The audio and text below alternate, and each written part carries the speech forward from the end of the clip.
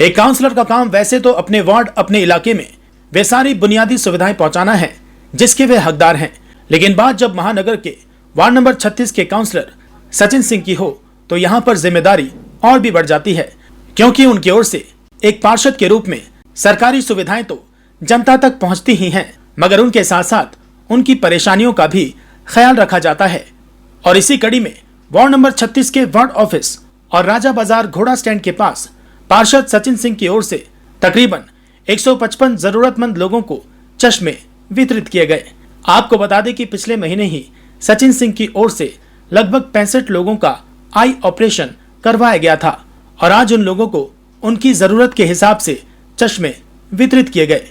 वहीं eye checkup camp के दौरान जिन्हें चश्मे प्रेस्क्राइब किए गए थे उन्हें भी चश्मे वितरित किए गए।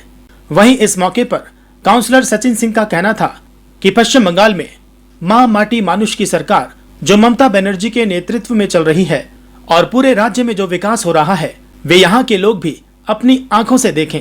और इसी सोच के तहत हम लोगों ने ये छोटी सी कोशिश की है ताकि ये सभी अपनी आंखों से ममता बनर्जी के कामों को देखें।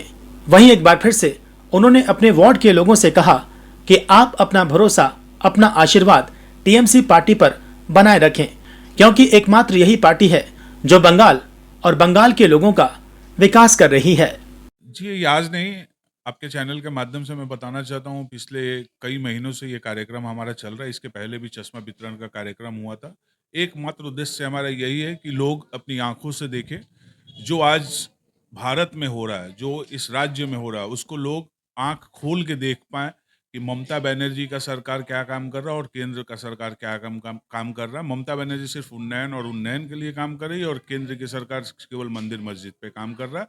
चश्मा बांटने का कार्यक्रम का एक उद्देश्य ये भी है कि लोग अपनी आंखों से देख पाए कि ममता बनर्जी का काम क्या है और केंद्र का काम क्या है। पिछले तकरीबन 1.5-2 सालों से आप इस मिशन पर है। क्या ये सिलसिला 2024 के में भी देखिए, जारी रहेगा? 2-3 सालों से नहीं और 2024 की बात नहीं है।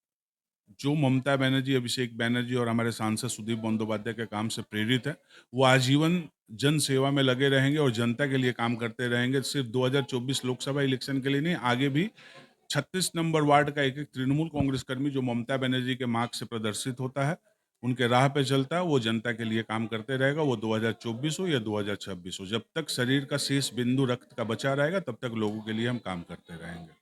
एक और आपकी पार्टी और आपकी सरकार के सभी लोग गंगा सागर के आयोजन में व्यस्त है। दूसरी ओर बीजेपी की टीम जो है पूरे पश्चिम बंगाल में आप लोग के खिलाफ सड़कों पर उतरी हुई है। क्या कहेंगे?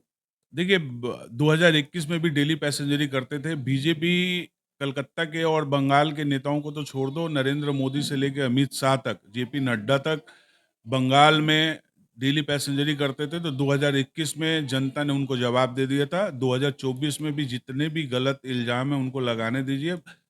पश्चिम बंगाल की जनता ममता बनर्जी के साथ थी, ममता बनर्जी के साथ है और ममता बनर्जी के साथ रहेगी। कुछ लोग और मीडिया का कुछ एक बड़ा हल्का ये इस तरह के न्यूज़ दिखा रहा है कि आपकी पार्टी में मतभेद है ममता बनर्जी और अभिषेक बनर्जी के नामों को लेकर। आप खुद एक युवा नेता है, आपके इसमें क्या कहते हैं?